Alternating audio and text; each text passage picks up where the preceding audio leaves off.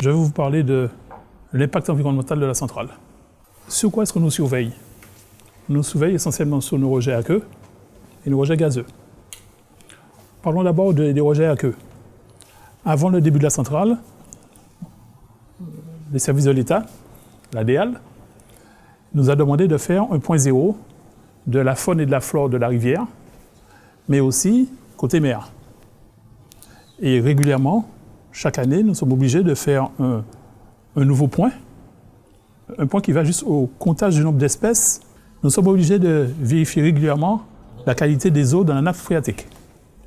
Donc chaque année, nous avons une dizaine de points de ce qu'on appelle des piézomètres, où une société vient faire des mesures pour relever, en particulier s'il y a des traces d'hydrocarbures dans cette nappe phréatique. Côté eau aussi, forcément le processus industriel fait que nous avons des effluents liquides.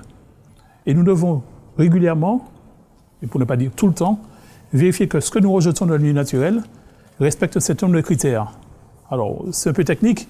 Il y a tout ce qu'on appelle la DBO et la DCO, c'est-à-dire voir si l'eau qu'on rejette est suffisamment oxygénée ou pas. Vérifier le pH. Il faut que l'eau ne soit ni acide ni basique. Vérifier la quantité de matière en suspension.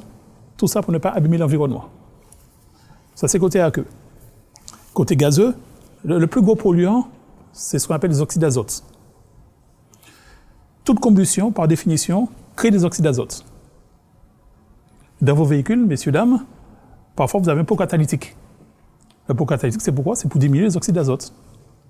Ici, nous avons des immenses pots catalytiques qui font qu'on diminue de 85% ce que nous émettons. Ce que le moteur émet, on réduit de 85%. Alors, comment est-ce qu'on fait pour réduire ce taux d'oxyde d'azote? On injecte de l'urée liquide dans les gaz d'échappement et au niveau de ce qu'on appelle des catalyseurs, il va se produire une réaction chimique qui va transformer cet oxyde d'azote soit en eau, donc ça va partir sous forme de vapeur d'eau, soit en azote gaz pur, du N2. D'accord? Bon, donc ça c'est une première contrainte. Mais dégâts collatéraux, si on injecte de l'urée liquide, il faut qu'on ait de l'urée liquide. L'urée liquide, c'est 40% de produit et 60% d'eau. Si on achète l'urée liquide, on achète de l'eau en fait. Ça nous coûte cher. Donc on fait venir de l'urée solide et nous fabriquons notre urée liquide sur place. On est surveillé sur les oxydes de soufre, je vous l'ai dit tout à l'heure. On passe par un fuel moins soufré pour respecter les normes. Nous sommes surveillés sur les quantités de poussière rejetées à l'atmosphère. Alors, vous verrez que sur le tracé des cheminées, il y a quelque part un endroit où il y a un espace libre. Parce qu'on se dit que dans les 25 ans de vie de la centrale, les normes européennes vont peut-être durcir et vont nous imposer des choses qu'on ne sait pas faire aujourd'hui en matière de poussière. Donc on s'est mis en capacité de pouvoir installer des dépoussiéreurs, le cas échéant. On vérifie aussi la quantité de gaz carbonique qu'on rejette. Mais tout ça se fait essentiellement par le réglage de la combustion des moteurs. Alors, les moteurs, ce sont des moteurs 4 temps, en V, 18 cylindres, qui sont assez grands. C'est-à-dire que sur votre voiture, les pistons, ils ont cette grandeur à peu près. Hein. Sur le moteur, ils sont un petit peu plus hauts que moi. 12 moteurs. Le moteur, c'est quoi? En fait, on prend l'énergie chimique du combustible qui arrive par bateau. On transforme cette énergie chimique par le mouvement 4 temps en énergie mécanique. Et là, on fait un arbre manivelle qui tourne. Cet arbre manivelle qui tourne entraîne un alternateur. Et on transforme l'énergie mécanique en énergie électrique. L'énergie électrique, elle sort des moteurs en 11 000 volts. Et les transformateurs de puissance que vous verrez aussi élèvent la tension en 63 000 volts. Et à ce moment, nous livrons le réseau EDF Martinique en 63 000 volts. Donc on a bien un processus, un changement de type d'énergie, l'énergie chimique, énergie mécanique, énergie électrique, qui arrive chez vous.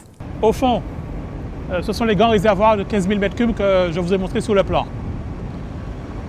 Derrière, c'est le poste d'évacuation 63 000 volts. Donc tous les moteurs envoient leur tension via ces transformateurs de puissance qui font passer de 11 000 à 63 000. Ensuite, ça va vers le poste qui est là-bas. Et ensuite, ça part par les lignes EDF qui sont derrière. le réseau 63 000.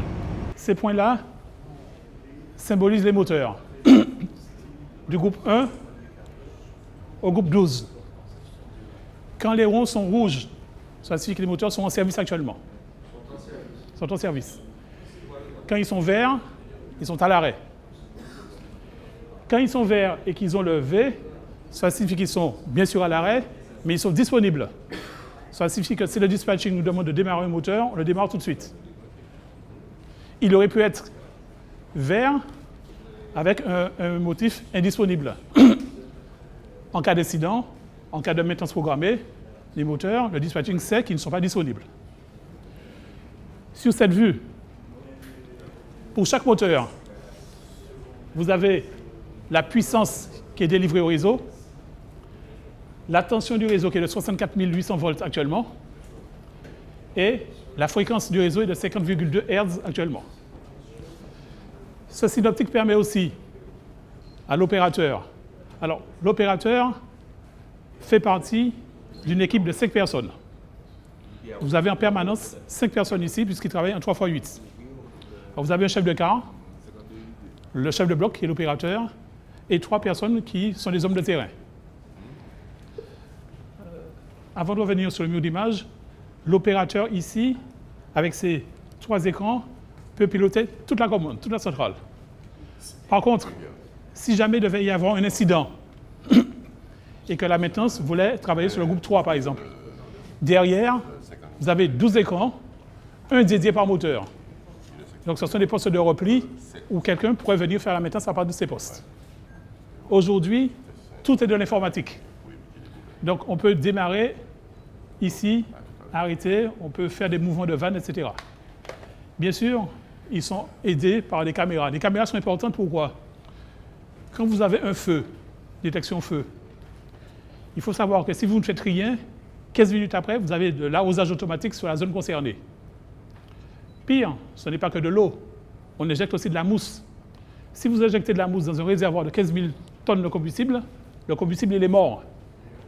Donc, avant que l'injection se fasse, il faut que dans les 15 minutes, nous puissions vérifier, valider la présence de feu.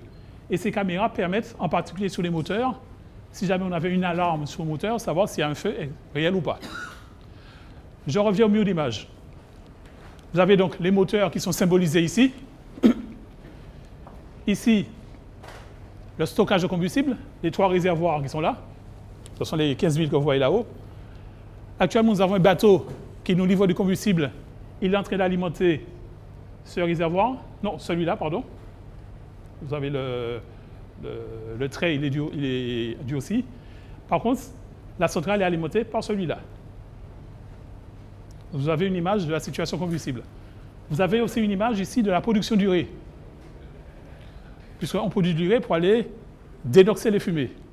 Et actuellement, parce qu'ils sont matérialisés en vert, je sais que le groupe 1, 4, 5, 6 sont en train de dénoxer. Effectivement, le 1, 4, 5, 6 sont en service. De même que le 9, le 10 et le 11.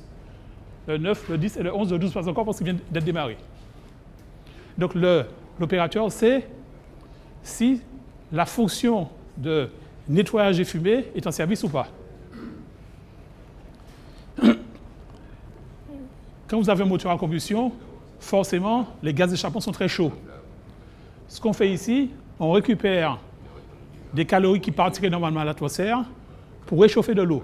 Et on produit ce qu'on appelle de l'eau surchauffée. Cette eau surchauffée nous permet de réchauffer le combustible, le fuel, qui est visqueux, et qui le met dans des conditions de fluidité qui lui permettent d'être consommé dans les moteurs. Actuellement, je récupère des calories sur les cheminées des groupes 4, 5, 6, 9, 10, 11, 12. Donc, au lieu que ce soit les calories qui partent pour réchauffer les petits oiseaux, j'en prends pour mon process. Actuellement, je suis en train de produire de l'eau douce à partir de l'eau de mer. Je pompe actuellement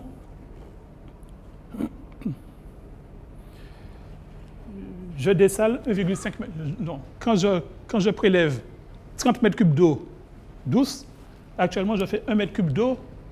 Non, quand je prends 30 mètres cubes d'eau de mer, je produis actuellement 1,5 mètre cube d'eau douce. Alors, quand je dis eau douce, ça ne signifie pas eau potable. On a de l'eau douce pour l'eau incendie, forcément. De l'eau pour les usages de nettoyage, etc., etc. Mais aussi, on continue à traiter l'eau pour avoir une eau déminéralisée, pour pouvoir refroidir les moteurs.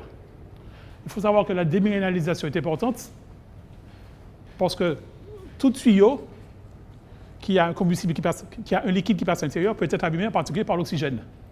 Donc dans l'eau qui va refroidir les moteurs, on met des produits qui bouffent l'oxygène pour éviter la corrosion interne. Ici, on gère les effluents, c'est-à-dire ce que la centrale génère comme déchets.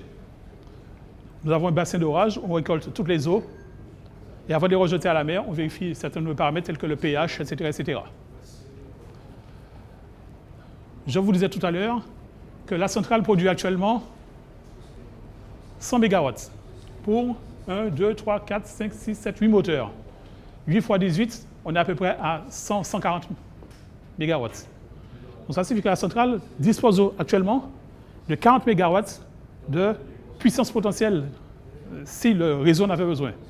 Si un moteur de point de carrière qui fait 40 MW déclenche maintenant, tous les moteurs ensemble vont monter en puissance pour compenser ces 40 MW et éviter que vous soyez délesté.